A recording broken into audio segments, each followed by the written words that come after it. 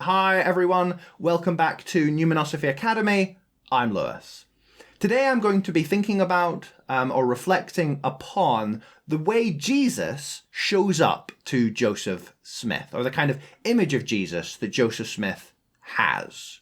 And more generally, the image of Jesus that we all have. You know, whenever we hear the word Jesus, we certainly have a certain image and idea that comes to mind as to, who or what Jesus is and what he represents.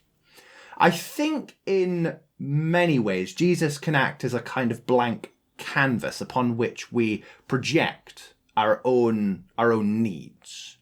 And the image of Jesus that we have is also conditioned a great deal.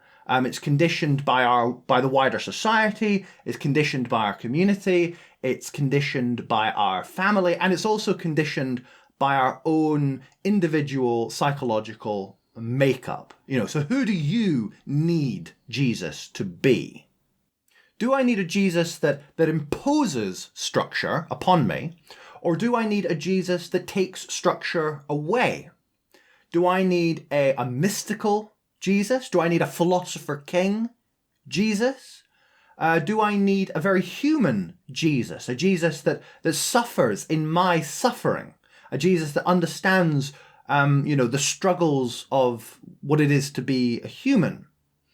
Do I need a very loving and compassionate and gentle Jesus? A Jesus that is always there to listen to my struggles, no matter how small they are.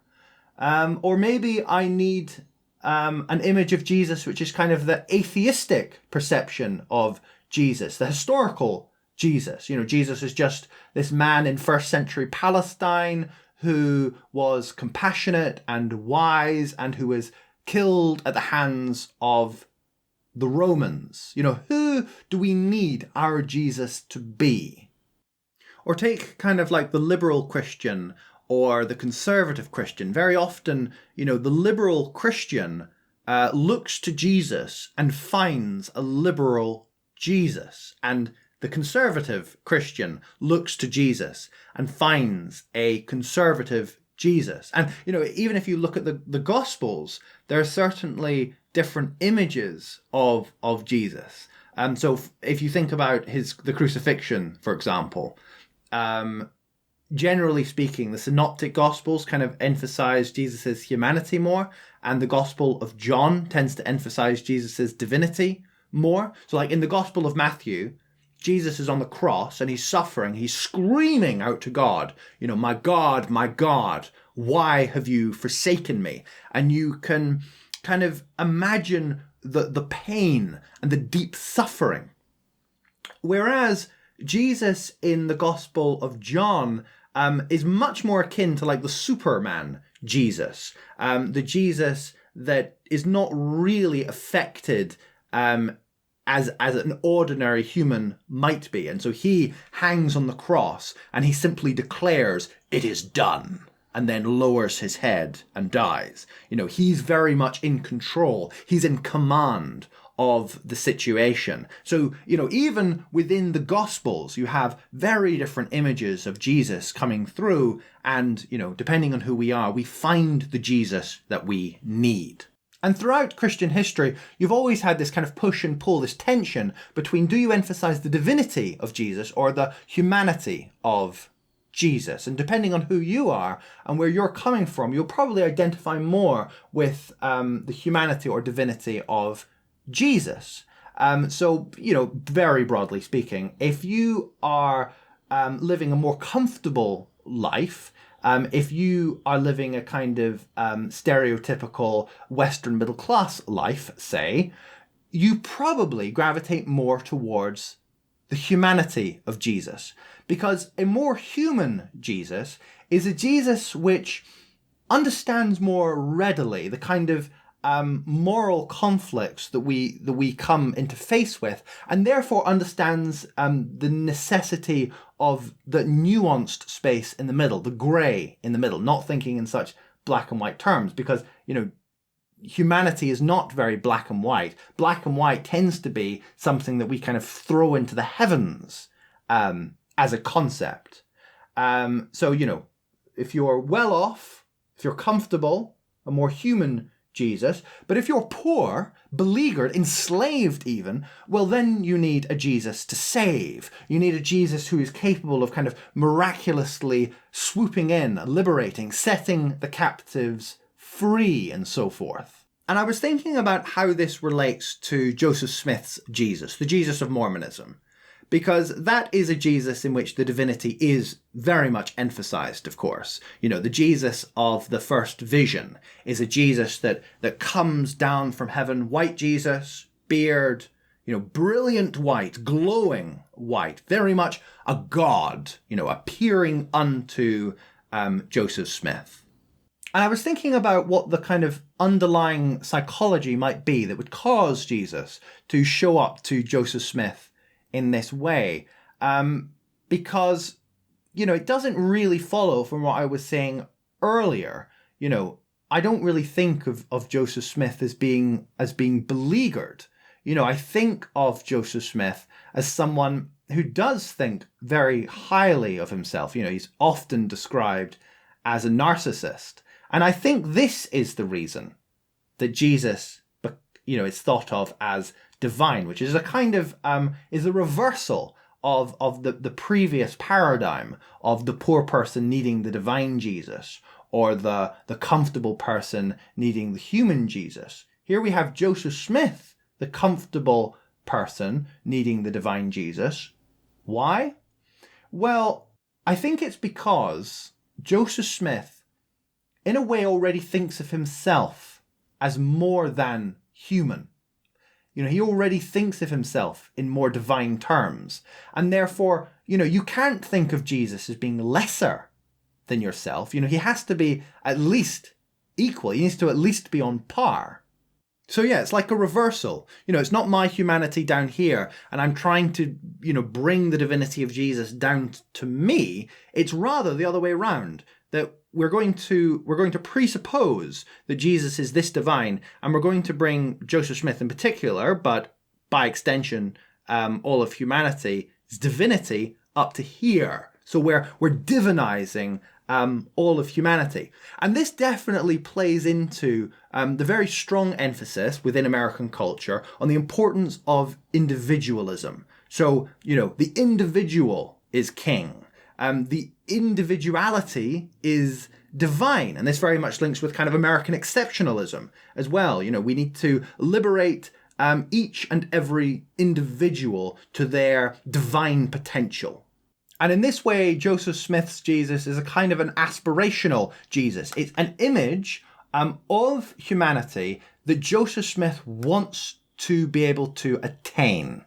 So which is the true Jesus? You very often get on YouTube this idea that, the Mormon Jesus is the false Jesus because there's a biblical Jesus over here, and you need to reject the false Mormon Jesus and embrace the, the evangelical Jesus, say.